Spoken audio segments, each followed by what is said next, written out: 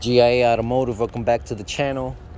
2015 Q40 Infinity 3.7 liter all-wheel drive.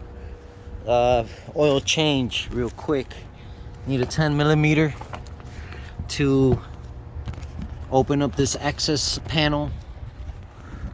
There's a 10 millimeter that holds that flap open, and then there's a 14 millimeter for the oil plug, for the drain plug. That is right there.